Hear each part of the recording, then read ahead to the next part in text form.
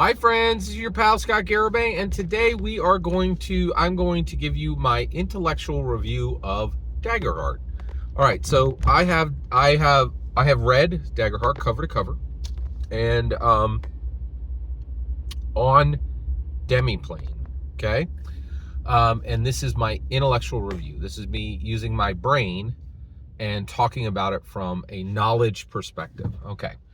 All right. So first of all, I think it has a broken, deficient rule system. There are the fear economy, the hope versus fear. The hope versus fear is useless. It is utterly useless, and the reason why is it doesn't connect to anything. Like Spencer Stark, tell me if I'm wrong. Please tell me if I'm wrong. But like Dungeons and Dragons has a morality, right? Because Gary Gygax believed in the concept of evil, right? Now, when Gary Gygax made Dungeons and Dragons, he wasn't a Christian, right? But he believed that there were evil things and that there was good, right? That there was good and evil. This hope fear thing, there's no like they're trying to put some morality in the game, they're trying to put some weight in the game, but these are people who don't believe in anything, right? And so it just comes off as arbitrary and unnecessary. And so I think the hope and fear thing is useless. And the idea of spending fear to interrupt the players and making there be an economy for the dungeon master to tell the story. And by the way, they use the term game master. I don't care about that. I'm just going to say dungeon master because I think it's appropriate. So the idea that the dungeon master has to like pay to interrupt and cause problems is ludicrous and terrible. Absolutely terrible, right? So I think that's very broken within the system. I love the cards, but I hate that they didn't commit to it, right? There was a huge opportunity to use it for a profit engine. They didn't. That would have helped the entire industry if they had the stones to do it. The other thing is, I don't like that if you're gonna do a cards game, do a cards game. All the rules should have been on cards, and then you could have done exciting things with those cards, modular. So the cards were nothing but a massive missed opportunity. The other thing is that I don't think anybody's really paying attention to is when you get new powers or new abilities or new equipment, all that gotta go on a card too. And now every time you write, so like, how are you just gonna write that down, right? And if half your crap is on your sheet and half the crap is on cards, it's a mess. The cards were a great idea that they weren't willing to commit to, and so it comes off one cheeked. It's literally one cheeked, right? Like, think about your butt. If you only have one cheek, what is that, right? It's that, right? I'm an evangelical Christian. I can't say it, but it's definitely one cheeked, right? So did not like that. I think that's everything I hated about it. All right, there's a lot I love.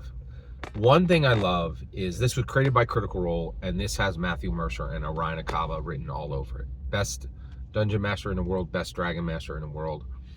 And Dungeons and Dragons meant something because Gary was an epic person, and you need an epic person to launch an epic product. And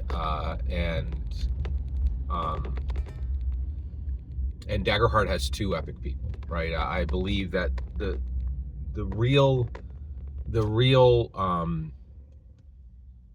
credit for Daggerheart goes to Matthew Mercer and Orion Akaba, and those guys are huge, powerful engines of creativity.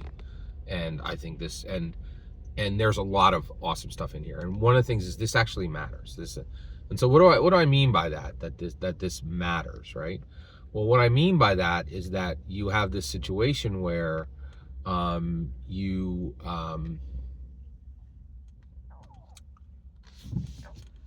people are talking about this. Oh, and here's okay.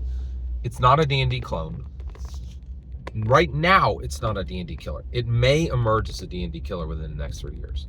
Right now, it is a actual, real D&D adversary, right? Not a monster, a named villain, right? Like, this thing, D&D needs to worry about this. This is the Krispy Kreme to your Dunkin' Donuts. I don't know if you guys know it, but Dunkin' Donuts used to suck. Krispy Kreme came along and was like, y'all's better get on your toes or you will be out of business in 5 years.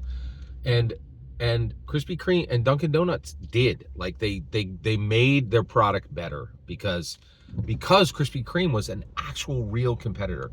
And so Daggerheart is a real competitor for Dungeons and Dragons. It will make Dungeons and Dragons worried, right? And it should. It's a real competitor. And so how did it get there? Well, the campaign frames thing is brilliant. The campaigns frames is absolutely shockingly brilliant. Extremely good, extremely effective, very, very sound. What else? Ancestry, community, class, domain. Very strong.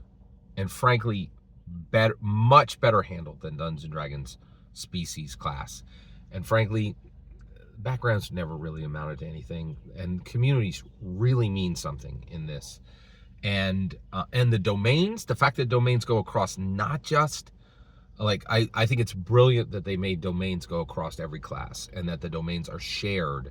Every class has 2 domains and they're shared, and that the positions of the classes are actually on like brilliant, absolutely brilliant. Extremely compelling world.